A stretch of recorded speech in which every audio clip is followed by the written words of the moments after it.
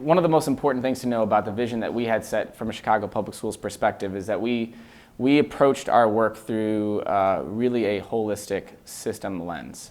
One of the most important things that I felt that I could do in my role was to advocate on what was needed and best for the system as a whole, not just for Chicago Public Schools. We have to understand first and foremost that when we're talking about universal pre-K or when we're talking about quality services or workforce or compensation, that these are questions that pertain to the early childhood ecosystem, not just Chicago Public Schools. And what was most important in my role is that we thought about expansion efforts, we thought about quality, that we thought about access through a system lens. The reality is Chicago Public Schools represents a very large portion of the early childhood kind of services in Chicago, but it does not represent most of those services that are happening in birth through 3, and it doesn't represent a lot of those services that are being offered for 3 and 4 and 5-year-olds as well. And so what was really important for us is that we had a vision that really captured our role in that system, and that we thought about our strategies and initiatives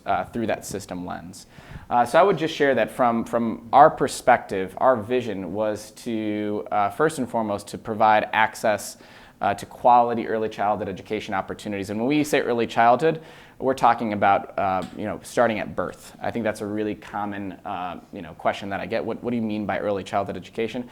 CPS does not provide a lot of program opportunities for students from birth through 3, but we have several outstanding community-based agencies like El Hogar who do.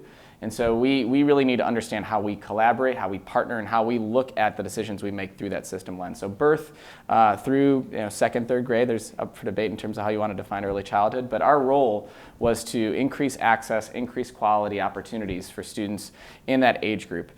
So for example, this past year, through some of the expansion efforts, we were able to, from a systems perspective, increase a number of seats to 4-year-olds by 1,400, which is, that's 1,400 students who are currently in a program who were not in a program last year, which is fantastic. When you think about the number of kindergartners that are in Chicago Public Schools, it's roughly 24,000. So increasing the number of 4-year-olds in pre-K across the city by 1,400 is no small feat.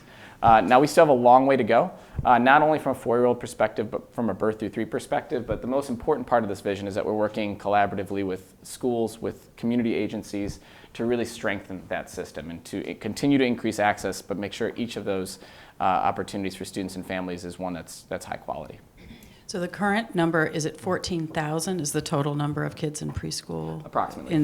In school-based preschool today in Chicago, and you're trying to get to 24,000? Yeah, the goal is to provide access to what we know to be true, and you alluded to this in your opening comments, Anish, is that when students receive high quality full day preschool, and I would even argue birth through 3 services, that that growth and that success tends to follow them through 3rd grade and beyond. And so our goal is to provide access to those who don't have it, to continue to grow that access, to provide every child an opportunity. So whatever that number ends up being, I think right now we have some data points that suggest that it's around that 24,000 mark, from at least an individual age group perspective, that we're able to do so.